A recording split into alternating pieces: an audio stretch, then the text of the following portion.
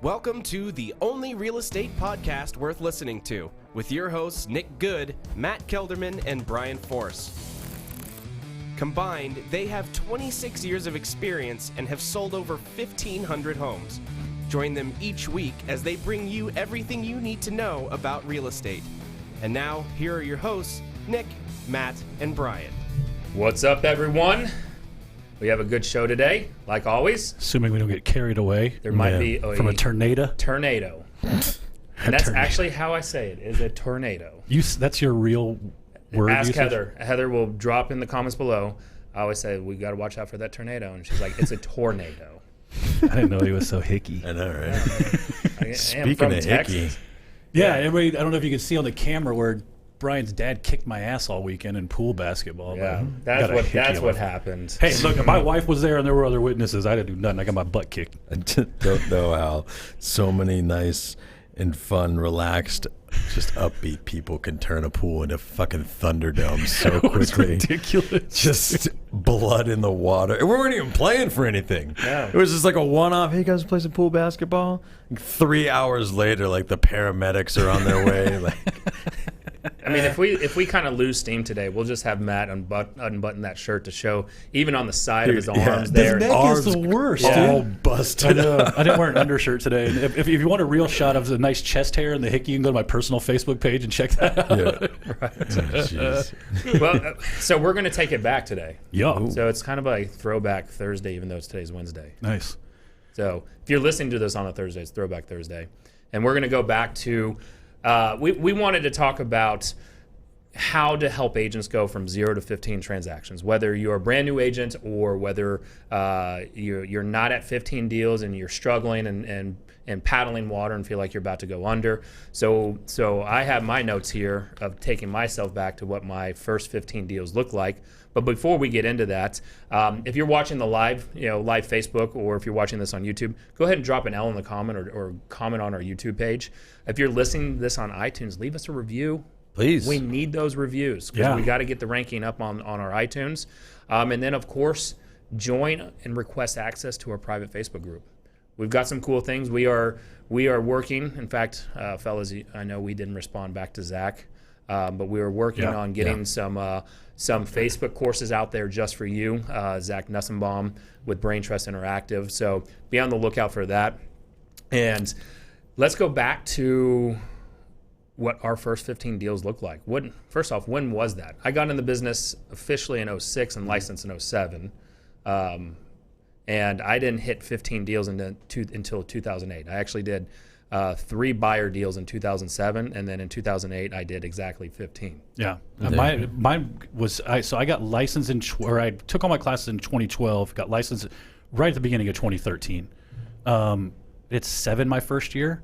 4 of those were the same guy who has a bunch of money and he was just buying properties. So I really only sold like to 4 different people. And I think the next year I did like 10. So I crossed that 15 unit market like month 20 probably. Yeah.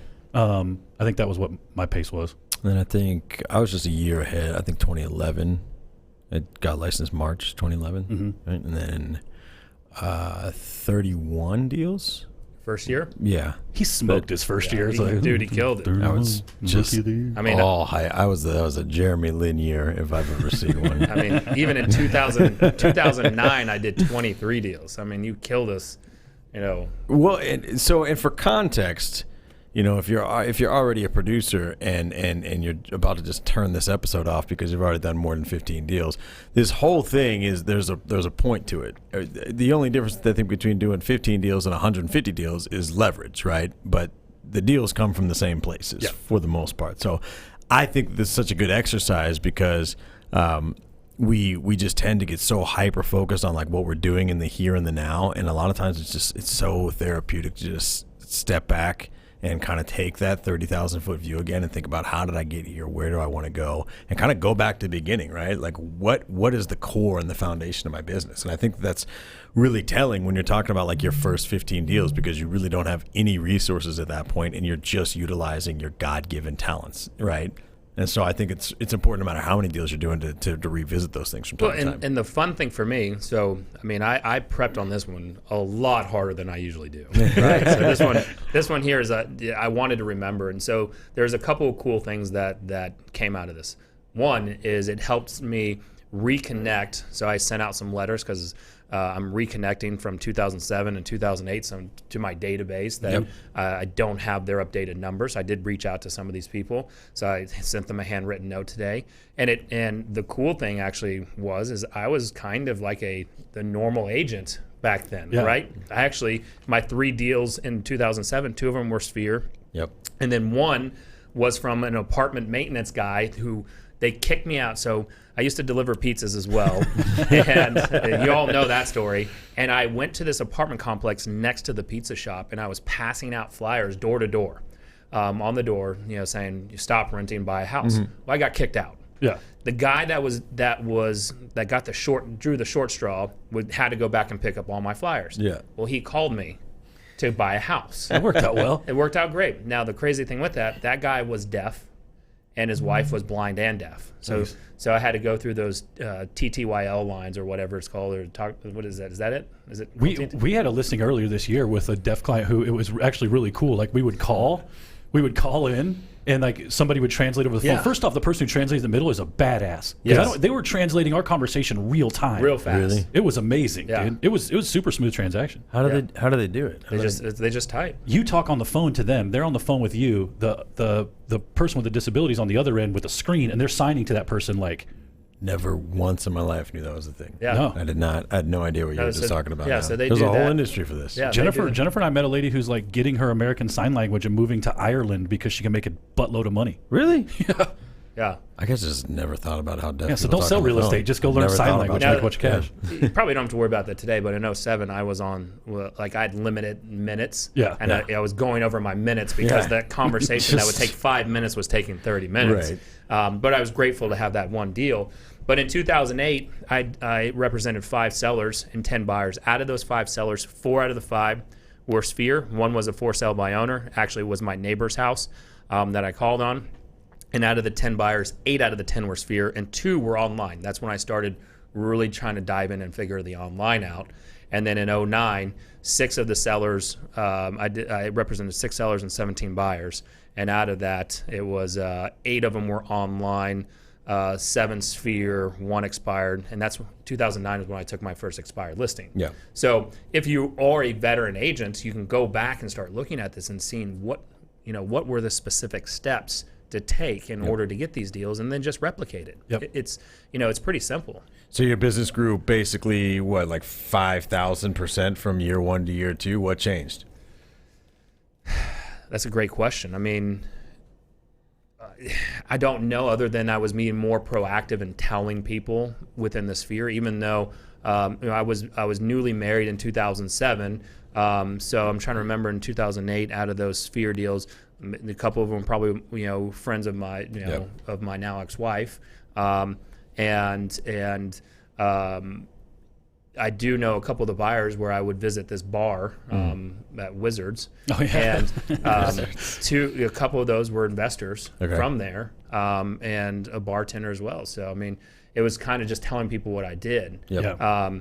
And in 2008 is when I had those 8 deals under contract. They all fell out, and I started looking for a job. And then I really dove into learning the prospecting-based side of the business, which was also internet lead gen, which was kind of new at that time.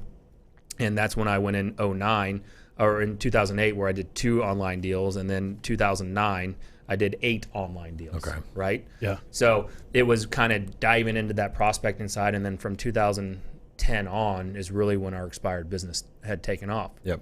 And I do want to make a correction. I know we talked about this yesterday in podcast prep. With the amount of calls, right? So I've been bitching about our expired contact rate. Yeah. Well, as I dove into that, and this is where everybody needs to continue to track and pivot and tweak. Well, I noticed that we were averaging that 4% contact rate, right? Well, my guy that calls expireds, his calls had dropped off. So I did a test. Instead of just being a little bit more strategic, I said just pound the phones. 400 calls minimum a day. The minute we made that change after last week, Yep. we went back up to a 10 to 12% contact rate. Really? Nice. Yep. So just more effort, more Just volume. results. Yep. Wow. Imagine that. Yeah. It's funny. Brian said something to our team this morning, or maybe it was yesterday. That was really good, and along the line of tracking numbers. And I don't want to dive deep on that because we're just a different show today. But you've got to put those. One, you have to track your numbers. Mm-hmm. Two, you need to track them immediately, because he brought up a really good point. And I'm notorious for this, right? Putting my numbers the next day, 2 days later. Those are not the accurate numbers of what you really did that day, right? You do that over the course of 365 days, or however many work days are in a year. Your numbers are gonna be so out of whack by the end of the year. You're not gonna have any clue what you're doing. Just imagine if you're off by 2% every day. Yeah. And you multiply that by a year. You have literally no fucking idea what you actually did that year. Yeah, you might as well not track anything. Yeah, you're just making it up, right? Yeah. So it's crazy important to track your business. But going back to, I mean, you had basically the normal progression of the, I know, like, our producer's going nuts right now because I just moved where I was and they just spent so much time setting up this set. I mean, you had basically the normal progression, right? Except you didn't quit. You persevered, even though you were looking for jobs at one point, so on and so forth. A lot of your deals came from your sphere, right? You found out the same thing that most real estate agents already know, but just for some reason won't act on it. And that is, for the most part, if you have no overhead, basically, like you're just starting out in this business, you probably know everybody you need to know already to make a living doing this. The problem is people want to take on all sorts of crazy expensive, shiny toys, right? Tons of overhead for no reason, spend all sorts of time in places it doesn't matter, like taking 3 weeks to design a business card and stuff like that, rather than just going out and talking to people, connecting with the people they already know and generating business. And I know that a lot of that stems from that inherent fear, right? Like, we're new, nobody likes to be new, especially if you worked in a corporate world or some sort of other industry and this is a second career for you. It's weird to put that out there, that you've made a change or you've jumped into something that people feel like you might not be qualified for yet, or so on and so forth. But those are the mental obstacles that get people out of this business. That literally is the only thing standing between you and making a really good living selling real estate right out of the gate. I'm talking no ramp up period, nothing, because you've got no expenses hardly right out of the gate, right? And if you could just get over that mental blockage of, I'm new at this, or, it's just happening subconsciously. I'm new at this, and people aren't going to trust me. People aren't going to, they're going to, I'm embarrassed or whatever, so on and so. If you can just get over that, you can easily do 15, 20 deals your first year with zero expenses. I mean, I'm talking basically no CRM or anything, right? And this is back 2007, 2008, 2009. Like, what did we not have back then? We didn't have social media, right? We didn't have, or at least not in the form that we have it now. We did not have so many of the tools that make it just butt-ass easy to connect with people these days. Yep. You actually still had to do some real hard work to put yourself out there and connect with your sphere. There's obviously, you still need to be doing that today, but we have so many supplementary items and so many tools that make it even easier for us to be in front of our audience, our sphere, all the time, right out of the gate. Like, it's really never been easier to get started in real estate for like no cost if you're just willing to get over that mental block and put yourself out there. It always comes back to conversation though too, because I spent my first 3 years paying Realtor.com for leads, and I did super well with them. But you talk about taking. I noticed you took listings in your second year or whatever. I think I was probably 25 transactions before I took my first listing. Yeah. It was Murder's Aunt too. Really? Oh, was it? Yeah. It expired. I did not sell it. That's funny. But that was back when, Realtor.com was still paying dividends. Yep. But at one point, I mean, dude, in 2015, I had a $1,500 a month nut on Realtor.com as an individual agent. Wow. Which was stout. And their leads were starting to die off. I think I was paying like $100 a lead. And that was when I started prospecting. Yep. So I didn't prospect for the first 2.5 years of my career. I tripped and fell into some stuff. Mm-hmm. So when you say it's possible to do 15, and that's about what I was doing, 15 transactions with no systems, you can do that. Yep. Right? It's not hard to do. I think it's just what we run into all the time. Agents just don't know what to say. It's really rarely about systems when you're initially in this. You just don't know what the hell to say to anybody. Well, and I'm going to tell you right. I can, from 2007 to even 2009, I can tell you right now, going back, remember, there was no systems. Mm-hmm. 2009 is towards the latter half of that year, probably even towards the end of that year is when my brother Austin and I partnered up. He's the one who put systems in place for me, right? He's more of the system-oriented mindset guy. And our system was an accordion file where 1 through 31, and I would put, if I'm following up, if I have a good conversation with Brian today and he tells me to call him back next month, I'm calling him on the 29th of next month, or making sure that it falls on a weekday. And that was my system. But before then, I was just I was winging it every day. Yep. And it was just the sheer, motivation of not failing. I mean, 15 deals in 2008, I'm trying to remember how much that would pay me. It wasn't 100,000, I don't think. No. Yeah. But with that, maybe it was, maybe close to it. I have to go back and just run the volume numbers on that one. But, I mean, the for sale by owner, the only reason I called that one is because it was my next door neighbor's house, and I wanted to make sure that I got that one. Right. Right? And I called them and I sent them a letter because it was a vacant listing. It was a vacant house, Okay. absentee owner.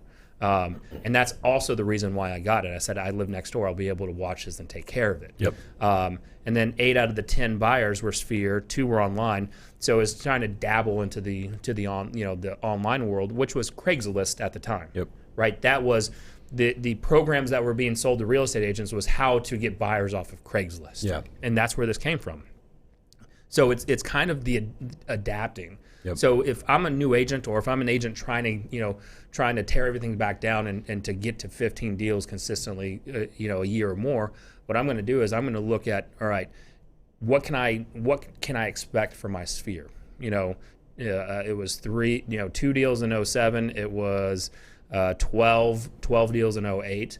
So, all right, I'm going to, kind of say, all right, can I realistically expect 7 to 8 every year from that? Right. All right, that's halfway there. Now, can I make it up for some other type of lead source? Is that for sale by owners, expireds, and you don't even just calling them. Yep. You don't have to have a high success rate in order to make up, to make up that difference. Well, see, and what I love about this conversation is that it's all going to come back to the same shit we always talk about. It's all going to come back to Trying so hard to avoid So I'm it. just telling you up front.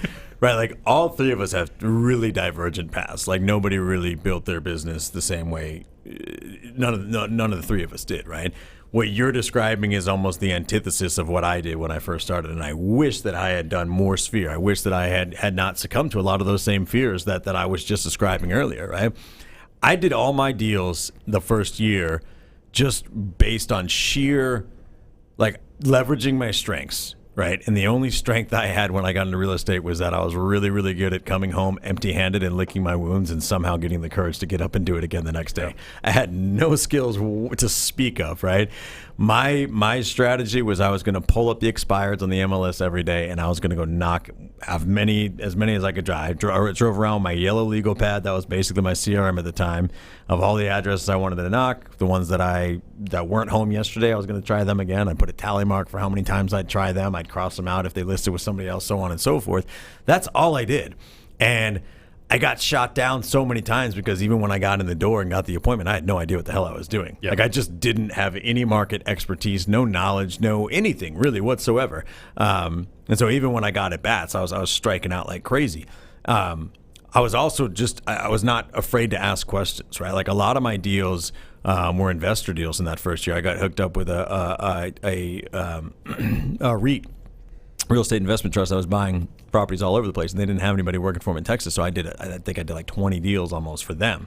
And that was basically because I knew a title rep that was nice to me, my brother introduced me to. And so like anytime I had an issue with anything, I would just pick up the phone and call, right? Yep.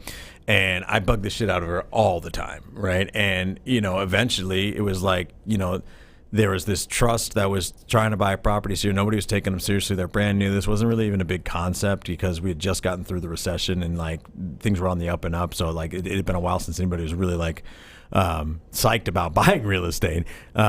And so she's like, well, call this guy Justin. Like, he's been bugging me to find him an agent. Like, this is probably nothing or whatever. I ended up talking to that dude, and just by sheer luck of that opportunity, just being in the right place at the right time, because I've been asking so many questions and just bothering so many people for information and trying to learn, that I got hooked up with them and ended up selling a ton of deals, right? But if I could go back in time, like, I did it just out of sheer perseverance, just like Nick, but I just had a different lead source, right? If I could go back in time, oh man, it would have been so much easier on me if I had just gotten out there and talked to my Sphere more. Yep. Like, I did it the most bass-ackwards way you possibly could. Just so much pain and mental torture and failure and stuff to learn all these really difficult lessons that nowadays I'm grateful for because I've been through so much when it comes to the prospecting side of things. There's really nothing that somebody that I'm pouring into now can throw at me that I can't help them overcome, which is huge. So like it's crazy how those things kind of come back to you in a way, the things that you learn. But if I was starting today, like with all the tools, especially that brand new agents have today to get out there and get in front of people that are doing deals actively, I would have not been getting in my car at 8 every morning and not coming home tonight and just knocking doors. That's about the most inefficient way to do things. It just was a huge learning curve for me. I would have gone back and I would have gotten directly involved with my sphere ASAP and just gotten over that fear. Well, it's cool, too, because I think the other thing that technology's brought us is like that beehive mentality, that mind share. Nick posted that badass question in the private Facebook group the other day about if you go back to your first year and change anything, what would you do? Like, first off, there are some huge producers in that comment thread laying down like real knowledge. Yep. But mine was exactly what I said. When I don't know about a subject, I need somebody. I mean, Jennifer's on here, just like Heather would comment. Jennifer will tell you if I don't know anything about it, I just want somebody to tell me how to do it, right? Yep. And in real estate, that doesn't exist.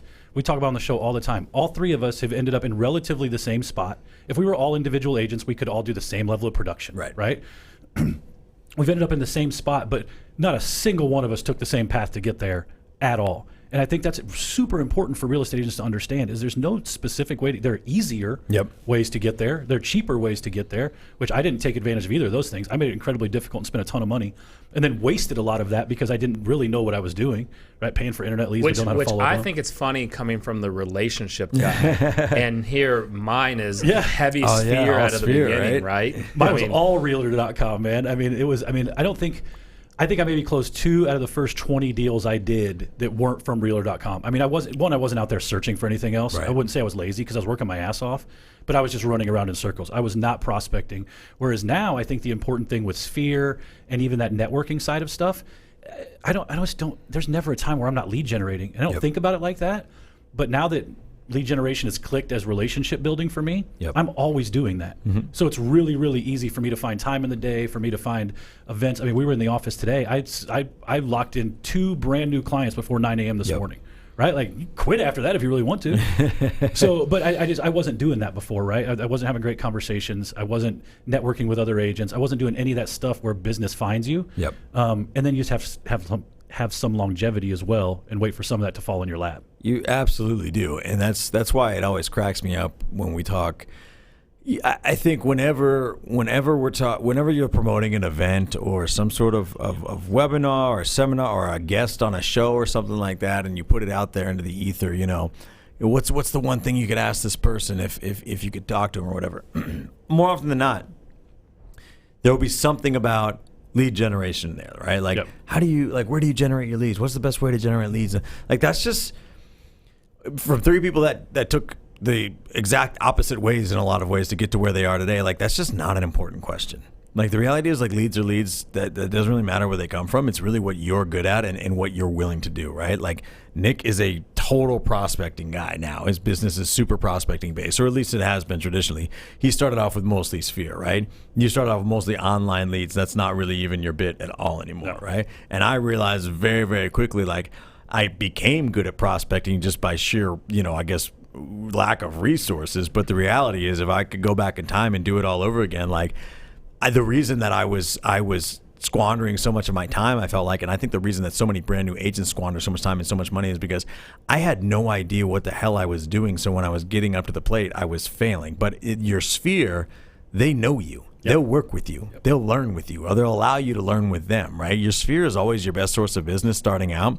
If I had no other source but of business than to go door knock expireds today, I'd be doing twice as many transactions as I was my first year because I wouldn't be getting to listing appointments and not having any idea what the hell I'm doing, right?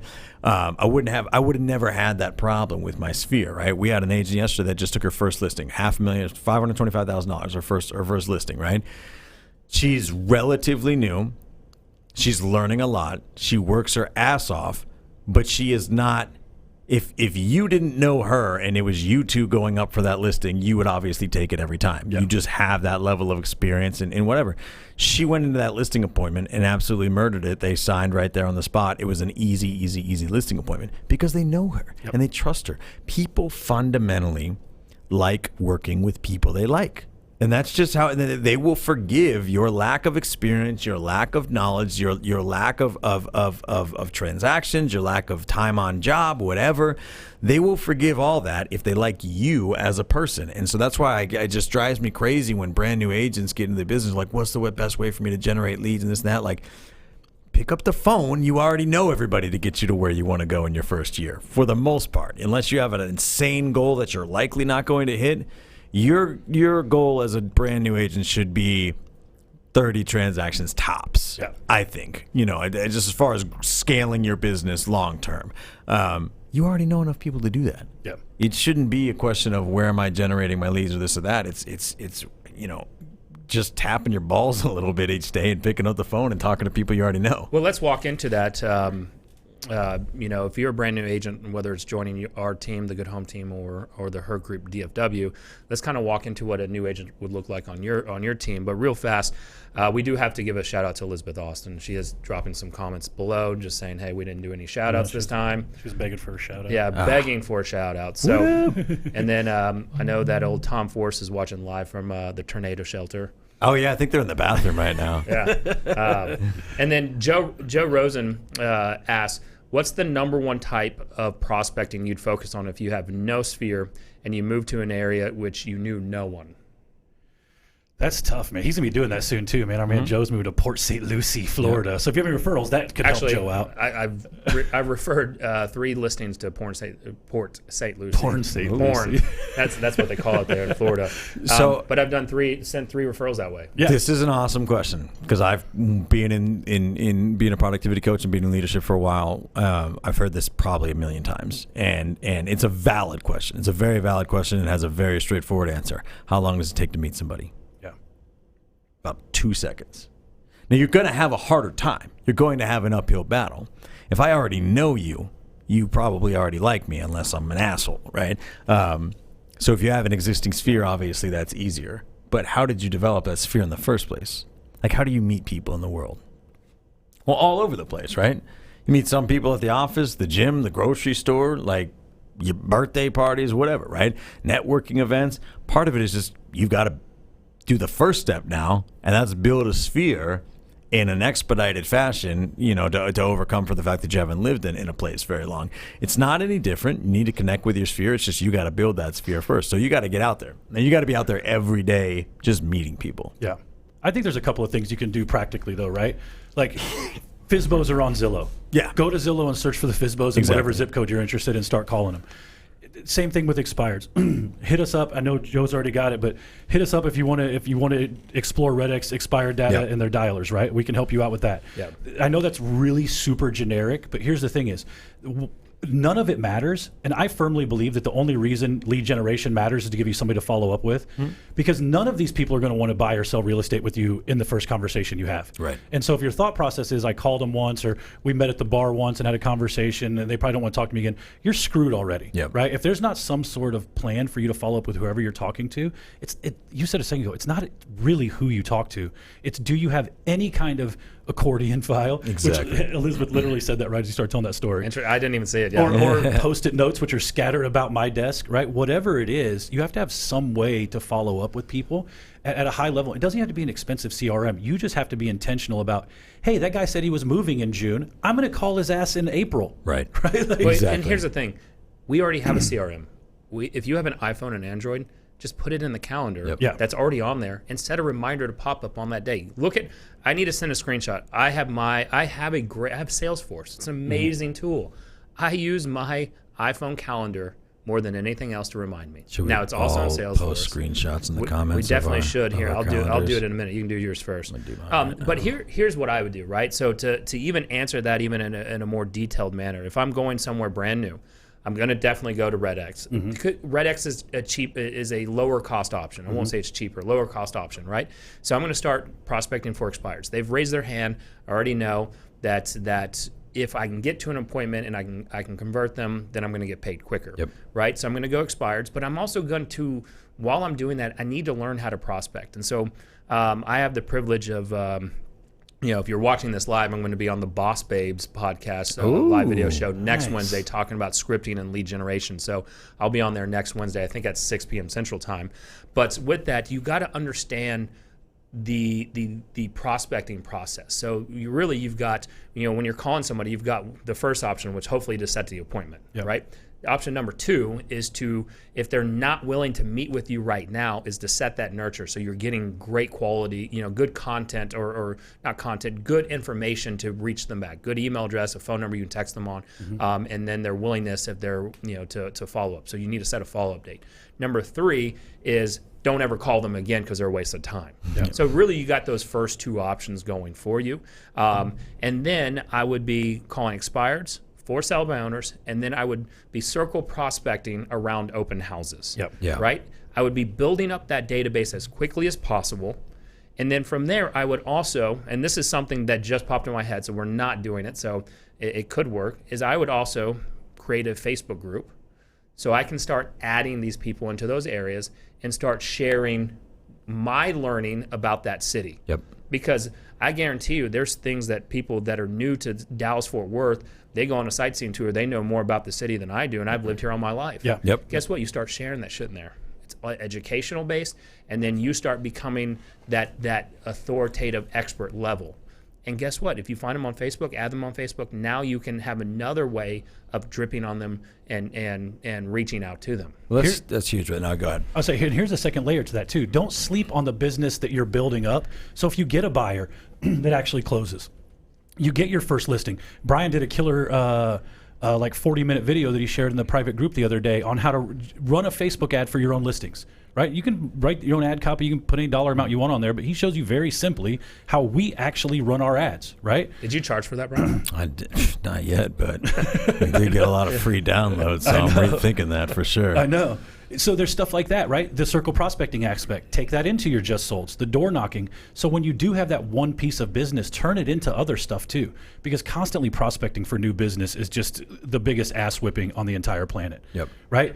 The people that are the clients you don't even know now that you close, those become your sphere people, right? Like, don't look at your sphere is not this group of people you knew when you started real estate and nobody gets added to it. My sphere is constantly growing. Every time somebody becomes a past client, past client sphere is the same thing, right? You have to be able to nurture that business into new business as well, and you should be thinking about that from transaction 1, because that is not something I did at a high level. The majority of the people who bought a home from me early on probably don't know what I'm doing anymore because I never talked to them, right? And I even saw that in the comment thread of the post that you made the other day, Nick. There were a lot of people who were like, I wish I would have done a better job staying connected with my past clients early in my career. Dude, I shared in the private Facebook group how I already know that I lost like $150,000 last year just that I know about in past clients that I found out bought or sold a home that I sold to them, So it's difficult. I have trouble kind of, answering that question because I noticed I didn't actually chime in and answer it because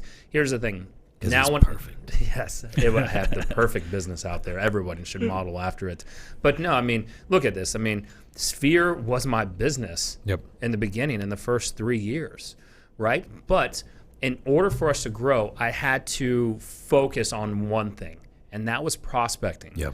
And so I got so focused and obsessed with that I was like a one-night stand that, I close you and I'm on to the next one. So I don't know if I would go back and say I would focus on Sphere right away because I put all my time and energy into learning that. And now I've been able to go back and make amends on some of those and save some of those past clients that are sending me referrals. Sphere and referral bases are number one source of business the last 4 years in a row. And, I just signed a listing that I ran on Monday that was from a client that referred me his parents. And that person, bought a house with me in 2009. Jeez. Right? So with that, you can go back and save your past clients. Sure. If you don't think you can, I am living proof that Yeah. you can go back still out there. and re-nurture those people, right? And get back in contact with them and show that you're authoritative, you're the expert, and they should come back and reach out to you. Yeah. And that's how I say things change, but things always stay the same. Like, this is still going to be relevant to you no matter how many transactions you're doing right now, because we could approach this from so many different ways. I wasn't even thinking about open houses before, but if you're a brand new agent and you're not doing 52 open houses a year, you're just leaving a huge opportunity on the table. But that's not only true for brand new agents, right? That business is still business no matter if you're doing 5, 10, or 1,000 transactions a year, right? We know people that absolutely crush it with open houses. They do hundreds of transactions a year, and that's their primary source of business. Our team now does them at a very high level, I think, and we're only getting better at it, right? And our agents are benefiting that is basically free, right? If you're a brand new agent and you are in real estate full time, and you have no transactions on the board, which basically means you're unemployed right now, you've got nothing but time to do open houses on the weekend. And part of that is just accepting the fact that, like, real estate is such a secular industry in the sense that we have such a different sort of like barometer for what a quality conversion rate and stuff like that is. Like, if you can just get over the fact that most people are going to say no to you, you could do just about anything and be really successful at it in this business. So I've used this example so many times. It's better when I draw it on a whiteboard and do it in front of the team.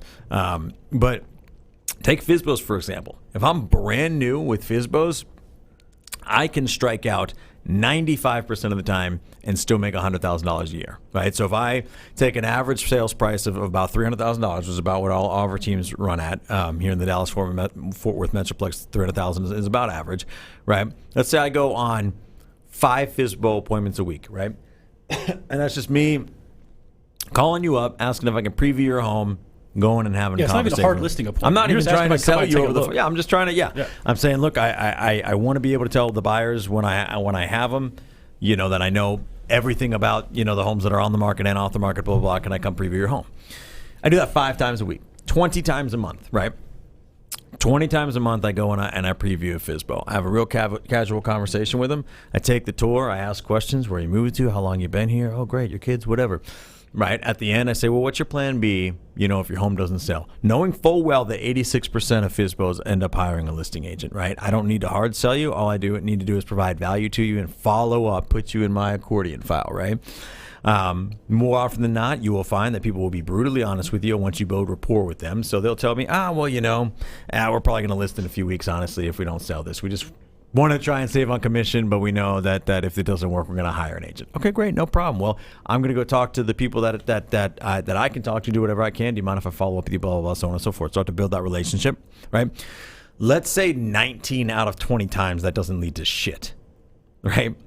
Let's say that 5 of those times, right? So 5 out of 20 times, right? So 25% of the time, I'm crushing it with the math today. I know that's right. 25% of the time. I'm going to be honest, I zoned out. 20% I've heard of the him do time. this before. Exactly. I beat it like a dead horse because it's legit, right? 25% of the time. So 5 times out of 20, one time every week, right? I at least get to sit down with you where we can talk a little bit more about real estate, right? And out of that, I fail 80% of the time. So I only get one of those, right? I suck. So in total, 95% of the time I go on an appointment or preview for a FSBO and I get absolutely nothing out of it, right? I succeed in 5% of those circumstances. So out of the 100% of FSBO previews I go on, I succeed in actually listing that house only 5% of the time. Well, that's 12 deals a year right there, right? And out of those 12 deals, I'm probably going to do at least another 12 buyer transactions if I leverage that properly, right? So probably 60 to 70% of them are going to be buyers. So that's going to put me to, now I'm real struggling with the math. Let's just say I get up to 18 transactions from that, right? Now I'm doing open houses on every single one of the listings that I take. I'm knocking doors around the neighborhood. I'm prospecting. I'm doing all that type of stuff. I'm promoting the shit out of them to my sphere and all that type of stuff. That is a recipe for 25 deals a year right there. Yep. With almost no cost whatsoever. With just sheer willpower, sheer like skill building, rapport building, and the ability to sit at my desk every day, make calls, and know that I'm 95% of the time not going to get the outcome that I want, and be okay with that, because at the end of the year I'm going to be better off than I was at the beginning. And that is not specific to people that are just brand new, right? If you're running a team that does 500 transactions right now and you've got brand new agents that really want to cut their teeth, tell them to do some fucking FSBOs. Yep. Because they'll make a lot of money doing it, and you'll find out real fast who really wants it in this business or not, because that is about the easiest way you can go generate business right out of the gate, and then learn all the different things you need to learn to really build those relationships with people and become that relationship guy. Learn how to leverage listings into more business, right? Learn how to perfect mega open house, all the type of stuff that goes into taking a listing and growing it into a bigger business and building relationships and bringing value to people. It's all there, and just straight up picking up the phone and cold calling FSBOs and just trying your best to make something happen. If you can do that, you can make 6 figures a year easily, because you're not going to have hardly any overhead. And 2, you're going to be building a pipeline of people that will be return customers for life. Well, and this is the Facebook Live video I did earlier today. Literally, the only difference between being really great at this and being super mediocre, it's a very narrow line, right? I think most agents fundamentally understand that they need to do exactly what you just said. It's putting actual action to it. And I can tell you, through our experience of doing this podcast now for the last year, but really in earnest since the beginning of this year, how many people have we had reach out to us about either personally mentoring them or asking us, I mean, even in the comment sections here, but I mean, privately giving us a little bit more information, asking us, what are you, that's the whole reason we came up with this today. What are you guys doing to get started? How are you getting your new agents going? I'm struggling to get past 5 deals. How do I get going? Right. We know the washout rate, it's 87% in the first 2 years or whatever. So for us, I think, for me specifically, one of the most difficult things about being a new agent was I had no idea where to go or what to do. Right? I would have never been able to see the advantage, like you were just talking about, of how you could parlay just going on FSBO appointments into all this other business. And I think, and I said this in the group the other day, I think brokerages and mentors have done a super shitty job in the past of selling new agents on this bullshit idea that closing 3 deals a month is super easy, or that FSBOs, expireds, open houses are all these compartmentalized lead generation sources, when in actuality they're all really great lead generation sources. They're even better if you tie them all together. And that's kind of, I mean, candidly on our end, that's what we've been putting together for our agents and for other agents in the group. And that's something that we've became impassioned about through doing this, because I don't think I realized how many other agents that I looked at and were like, they've got their shit together. Literally are screwing up the exact same stuff I'm doing. And those are people way, way further up the food chain and even below me. And I think it's important for all agents to know that we're all going through the same crap. Oh, 100%. Like, how many times do you have to look up to somebody and finally get a chance to talk to them and be like, what is it that you do different, only to be let down to find out they do the same stuff as you do, they just do it more consistently, and they just don't give up. Like, you know what I mean? Like, I'm the same way. Everybody's like that syndrome never really wears off. That magic pill syndrome. Like, even we want it, right? Even Nick Good wants it, right? We want to know, man, how do you do 1,000 transactions a year? And then you find someone that's doing it, you're like, oh shit, they're just doing what we do at a higher level. Like, you mean you're not doing 120 deals a month? Right, isn't everybody doing that? Yeah, I thought everyone, if you're internationally known, you are. Yeah, I thought everyone was doing 120 deals a month, but that's a little inside joke. Sorry about that. But the main point that long, if you go back and rewatch this, where Brian was talking for a long time, right? That is a good chunk. Kelly needs to cut that chunk out. Absolutely. And I can tell you what really, I broke that down into something that was really easy. Worked 7 days a week in the beginning. Right? The problem was we treat this like a job instead of a career, or instead of it being a true business owner. We like to put business owner on our business cards or on LinkedIn or on our Facebook, entrepreneur. Hashtag entrepreneur. I really hate when they say entrepreneur. I'm like, come on, man. No. You are a business owner. Even people on our team, that is a business owner within our business, right? And you only get paid once you complete the job, which is getting someone under contract and closing, or listing their house and selling it, right? And so, like, when I go on a listing presentation, at the end of it, I say, look, this is the job interview. The only way I earn money is if you say, I'm the best person for that job, you hire me, then I have to complete those tasks in order to get your house sold that I said I was going to do. Exactly. Right? And so in the beginning, we have to learn whether it's prospecting. And we're all pretty much saying that in 0 to 15, we're going to have to learn prospecting unless we've come with a huge sphere. Right. We're widely popular, and people You'll are still just burn that out, though. It will. What did Adam Bailey say on that one episode? I can't remember the exact phrase he used, but it was pretty badass. But you'll exhaust your warm leads really quickly. Yes. And you've got to go find new business. Absolutely. And then the cool thing with it is, look at it, it's just like I just said earlier, is you can go from a relationship to cold business back into the relationship game. My cold business, a lot of these people, like, I've made some great friends out of those. Those are people that I talk to consistently, whether that's through Facebook, text, or whatever. That is a form of reaching out to your sphere, right? This podcast still is a form of us reaching out to our sphere, letting them know what we do just at a higher level. So, again, if I'm 0 to 15 getting brand new into this, I'm going in, looking at some open houses. I'm going to jump in at for sale, boner, and expires, and I'm going to have to learn to talk to people that don't know me, and I have to get okay with being rejected. On Monday, when I ran that referral appointment, I even told those clients, I know them. They're parents, they're friends of mine, they're friends of mine parents, right? And I told them at the end of the day, I was competing. It wasn't a lay down opportunity, and I said, look, if you don't hire me, this doesn't change anything. It doesn't hurt my feelings if you feel that other person is better at relaying a message to you that they think they can get the job done, that I can't. Right? That doesn't hurt my feelings, and I'm okay with rejection. Now I'm going to be pissed if I lose it, right? I'm going to figure out how to never lose again, and that's something that we all need to do. 0 to 15 in, you got to learn to come in with confidence, not being cocky, right?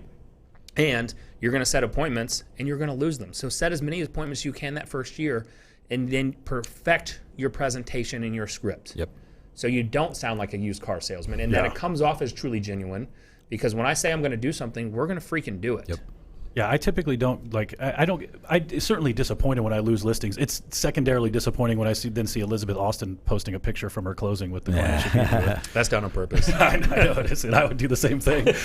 But I think you said that you have to be okay with rejection. That's a huge part of this, and not rejection in the sense of like you're the 16-year-old prom date. Like, you need to be a grown-up about it.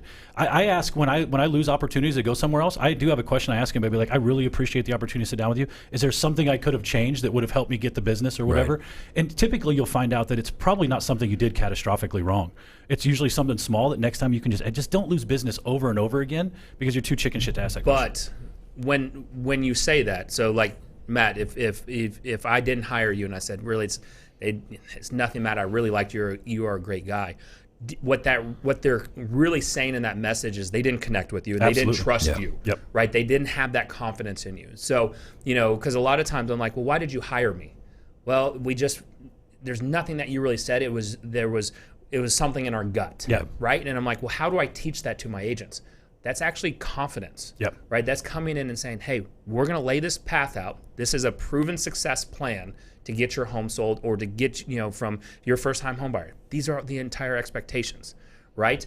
And it's showing that confidence that if they hire you, you're going to solve their problems and you're going to shoulder that pain and frustrations, right? Exactly. That's what it is. Well, and that's what they're paying you for, right? Like, let's stop presenting this thing as real estate agents that somehow we're going to force a buyer to pay more for the house than it's worth, or that we've got like this amazing thing that nobody else can do or whatever. They're paying you for the confidence that you have to get the deal from wherever it is all the way to the closing table, help put the largest asset they have or the money from the largest asset they have in their bank account.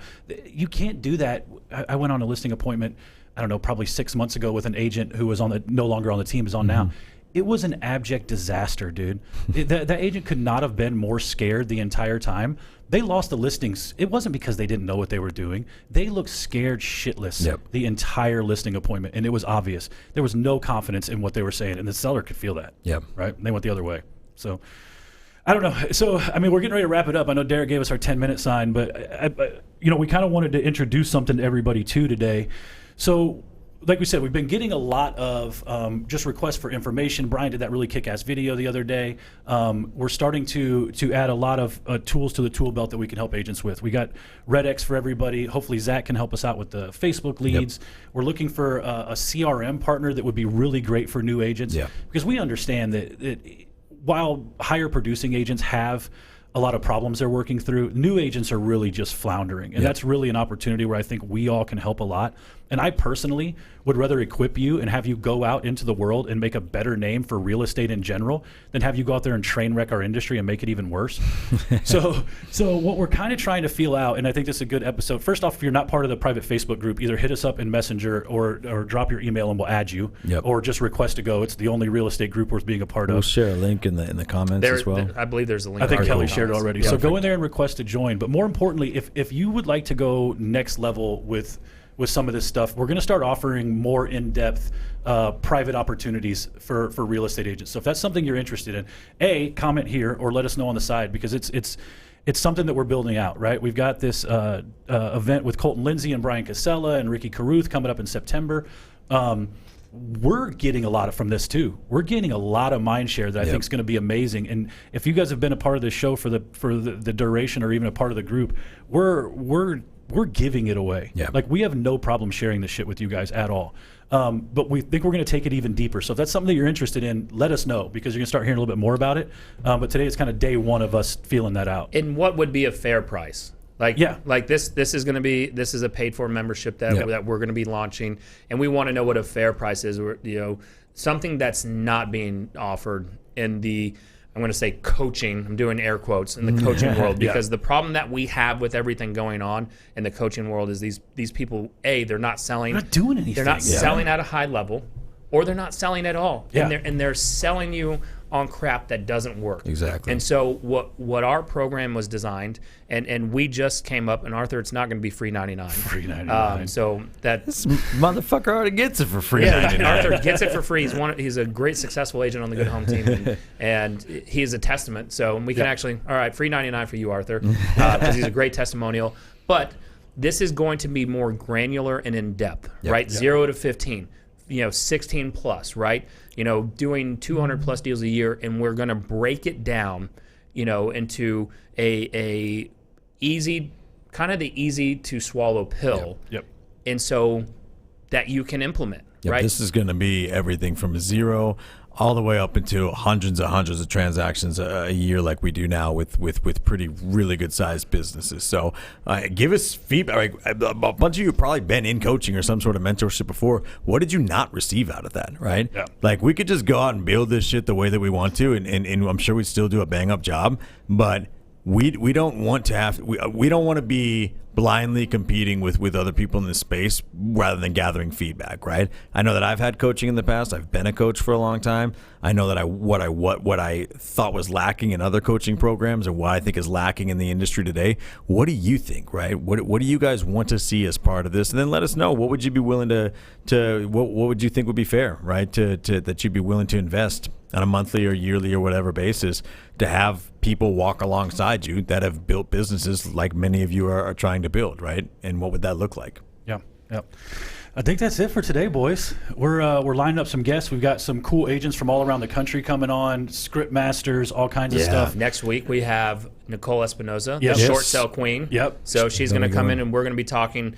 The next episode is going to be really building your business around one specific niche. So like Nicole has built hers around the short sale business.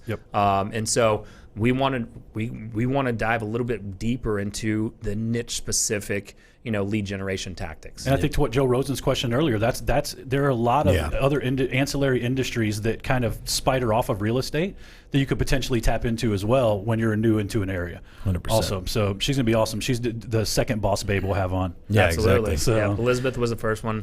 Nicole's the second one. So all right, boys. Well, let's get out of here for this tornado comes and takes us out on the way home. Jeez Louise. Drive real fast. Let's get Derek out of here. My man, take us out.